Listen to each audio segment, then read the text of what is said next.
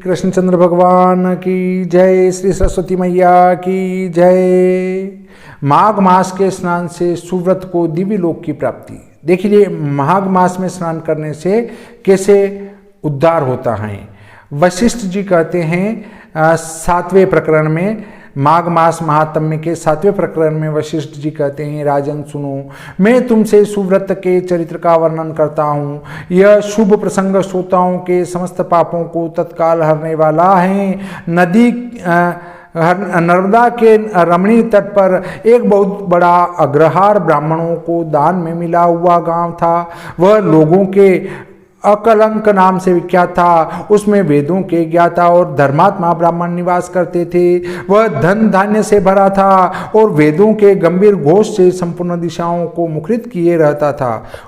उस गांव में एक श्रेष्ठ ब्राह्मण थे जो सुव्रत के नाम से विख्यात थे।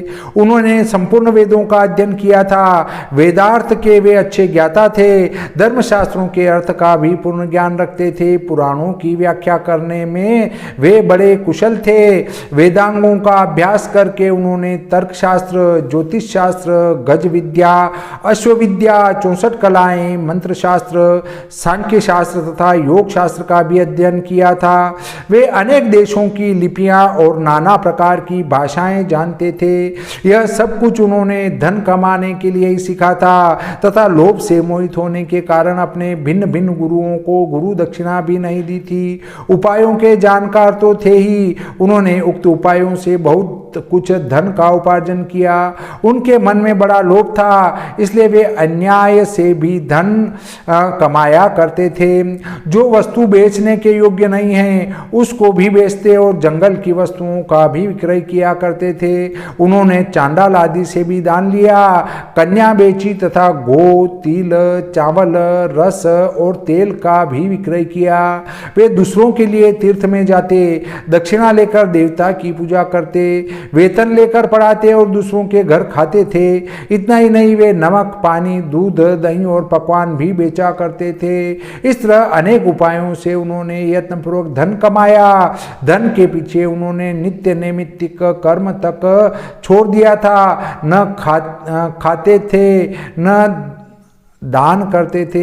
हमेशा अपना धन गिनते रहते थे कि कब कितना जमा हुआ। इस प्रकार उन्होंने 1 लाख स्वर्ण मुद्राएं उपार्जित कर ली। धनोपार्जन में लगे लगे ही वृद्धावस्था आ गई और सारा शरीर जर्जर हो गया। काल के प्रभाव से समस्त इंद्रियां शिथिल हो गई। अब वे उठने और कहीं आने जाने में असमर्थ हो गए। धनोपार्जन का काम बंद हो जाने से स्त्री सहित ब्राह्मण देवता बहुत दुखी हुए। इस प्रकार चिंता करते करते जब उनका चित्त बहुत व्याकुल हो गया, तब उनके मन में सहसा विवेक का प्रादुर्भाव हुआ। सुव्रत अपने आप कहने लगे, मैंने नीच प्रतिग्रह से नहीं बेचने योग्य वस्तुओं के बेचने से तथा तपस्या आदि का भी विक्रय करने से यह धन जमा किया है, फिर भी मुझे शांति नहीं मिली। मेरी तृष्णा अत्यंत दुस्सह है। यह मेरू पर्वत के समान असंख्य स्वर्ण पाने की अभिलाषा रखती हैं। ओहो, मेरा मन महान कष्टदायक और संपूर्ण क्लेशों का कारण है। सब कामनाओं को पाकर भी यह फिर दूसरी नवीन कामनाओं को प्राप्त करना चाहता है। बूढ़े होने पर सिर के बाल पक जाते हैं, दांत टूट जाते हैं और आंख और कानों की शक्ति भी क्षीण हो जाती है। किंतु एक तृष्णा ही ऐसी है जो उस समय भी नित्य तरुण होती जाती है। जिसके मन में कष्टदायिनी आशा मौजूद है, वह विद्वान होकर भी अज्ञानी है, अशांत है, क्रोधी है और बुद्धिमान होकर भी अत्यंत मूर्ख है। आशा मनुष्यों को नष्ट करने वाली है, उसे अग्नि के समान जानना चाहिए। अतः जो विद्वान सनातन पद को प्राप्त करना चाहता हो वह आशा का परित्याग कर दे। बल, तेज, यश, विद्या, सम्मान, शास्त्र ज्ञान तथा उत्तम कुल में जन्म, इन सब को आशा शीघ्र ही नष्ट कर देती हैं। मैंने भी इसी प्रकार बहुत क्लेश उठाकर यह धन कमाया है। वृद्धावस्था में मेरे शरीर को भी गला दिया और सारा बल भी हर लिया। अब से मैं श्रद्धापूर्वक परलोक सुधारने के लिए प्रयत्न करूंगा। ऐसा निश्चय करके ब्राह्मण देवता जब धर्म के मार्ग पर चलने के लिए उत्सुक हुए, उसी दिन रात में कुछ चोर उनके घर में घुस आए। आधी रात का समय था। आतताई चोरों ने ब्राह्मण को खूब कसकर बांध दिया और सारा धन लेकर चंपत हुए। चोरों के द्वारा धन छिन जाने पर ब्राह्मण अत्यंत दारुण विलाप करने लगा। हाय, मेरा धन कमाना धर्म, भोग अथवा मोक्ष किसी भी काम में नहीं आया। न तो मैंने उसे भोगा और न दान ही किया है। देखिए, वित्तस्य त्रीणि गतिर्भवति, दानम भोगम नाशम, यो न ददाति न भुंक्ते तस्य तृतीया गतिर्भवति। अर्थात धन की 3 गतियां होती है, दान देना, उपभोग करना और नष्ट हो जाना। जो दान नहीं देता है, जो उपभोग नहीं करता है, उसके धन की तीसरी गति होती है, अर्थात वो नष्ट हो जाता है। फिर किस लिए धन का उपार्जन किया?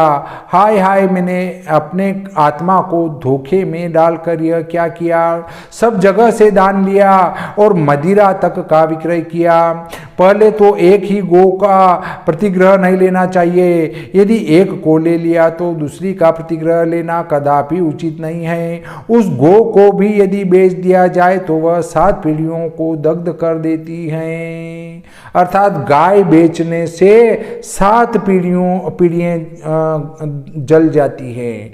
इस बात को जानते हुए भी मैंने लोभवश ऐसे ऐसे पाप किए हैं। धन कमाने के जोश में मैंने एक दिन भी एकाग्र चित्त होकर अच्छी तरह संध्योपासन नहीं की। अगर्भ ध्यान रहित या सगर्भ ध्यान सहित प्राणायाम भी नहीं किया।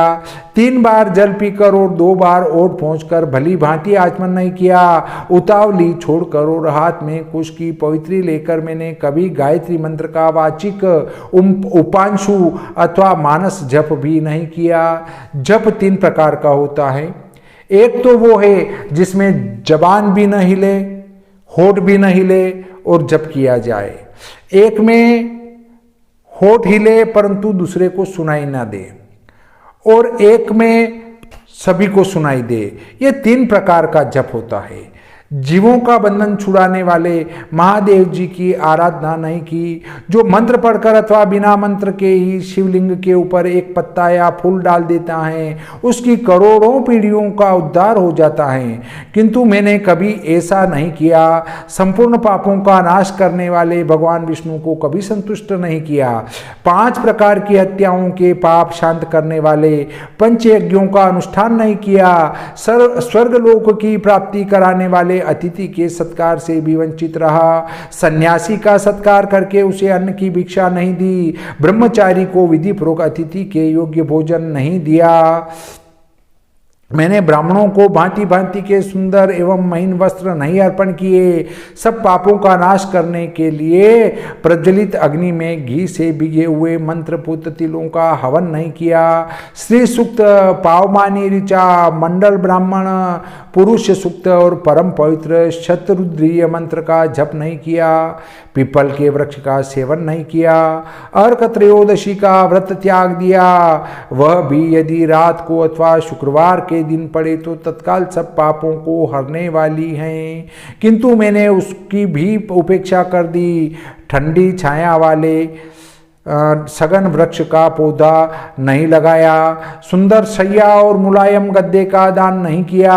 पंखा, छतरी, पान तथा मुख को सुगंधित करने वाली और कोई वस्तु भी ब्राह्मण को दान नहीं दी। नित्य श्राद्ध, भूत बलि तथा अतिथि पूजा भी नहीं की। उपर्युक्त उत्तम वस्तुओं का जो लोग दान करते हैं वे पुण्य के भागी मनुष्य यमलोक में यमराज को, यमदूतों को और यमलोक की यातनाओं को नहीं देखते। किंतु मैंने यह भी नहीं किया। गौओं को ग्रास नहीं दिया। उनके शरीर को कभी नहीं खुजलाया। कीचड़ में फंसी हुई गौओं को गोलोक में सुख देने वाली होती हैं, मैंने कभी नहीं निकाला। याचकों को उनकी मुंह मांगी वस्तुएं देकर कभी संतुष्ट नहीं किया। भगवान विष्णु की पूजा के लिए कभी तुलसी का वृक्ष नहीं लगाया। शालग्राम शिला के तीर्थभूत चरणामृत को न तो कभी पिया और न मस्तक पर ही चढ़ाया। एक भी पुण्यमयी एकादशी तिथि को उपवास नहीं किया, शिवलोक प्रदान करने वाली शिवरात्रि का भी व्रत नहीं किया। वेद, शास्त्र, धन, स्त्री, पुत्र, खेत और अटारी आदि वस्तुएं इस लोक से जाते समय मेरे साथ नहीं जाएगी। अब तो मैं बिल्कुल असमर्थ हो गया, अतः कोई उद्योग भी नहीं कर सकूंगा। क्या करूं, कहाँ जाऊं? हाय, मुझ पर बड़ा भारी कष्ट आ पड़ा। मेरे पास परलोक का राह खर्च भी नहीं है। इस प्रकार व्याकुलचित होकर सुव्रत ने मन ही मन विचार किया। अहो, मेरी समझ में आ गया, आ गया, आ गया। मैं धन कमाने के लिए उत्तम देश कश्मीर को जा रहा था। मार्ग में भागीरथी गंगा के तट पर मुझे कुछ ब्राह्मण दिखाई दिए जो वेदों के पारगामी विद्वान थे। वे प्रातः काल माघ स्नान करके बैठे थे। वहां किसी पौराणिक विद्वान ने उस समय यह आधा श्लोक कहा था। माघे निमग्ना सलिले सुशिते विमुक्त पापा स्त्रीदिवम प्रयान्ति। अर्थात माघ मास में शीतल जल के भीतर डुबकी लगाने वाले मनुष्य पाप से मुक्त हो स्वर्ग लोक में चले जाते हैं। पुराण में से मैंने इस श्लोक को सुना है। यह बहुत ही प्रामाणिक है, अतः इसके अनुसार मुझे माघ स्नान करना चाहिए। मन ही मन ऐसा निश्चय करके सुव्रत ने अपने मन को सुस्थिर किया और 9 दिनों तक नर्मदा के जल में माघ मास का स्नान किया। उसके बाद स्नान करने की भी शक्ति नहीं रह गई। वे 10वें दिन किसी तरह नर्मदा जी में गए और विधि पूर्वक स्नान करके तट पर आए। उस समय शीत से पीड़ित होकर उन्होंने प्राण त्याग दिया। उसी समय मेरुगिरी के समान तेजस्वी विमान आया और माघ स्नान के प्रभाव से सुव्रत उस पर आरूढ़ हो स्वर्गलोक को चले गए। वहां 1 मनवंतर तक निवास करके वे पुनः इस पृथ्वी पर ब्राह्मण हुए। फिर प्रयाग में माघ स्नान करके उन्होंने ब्रह्मलोक को प्राप्त कर लिया। बोले श्री कृष्णचंद्र भगवान की जय, श्री सरस्वती मैया की जय। इस प्रकार माघ मास महात्म्य का यह 7वां प्रकरण संपूर्ण होता है और माघ मास महात्म्य भी पूरा संपूर्ण हो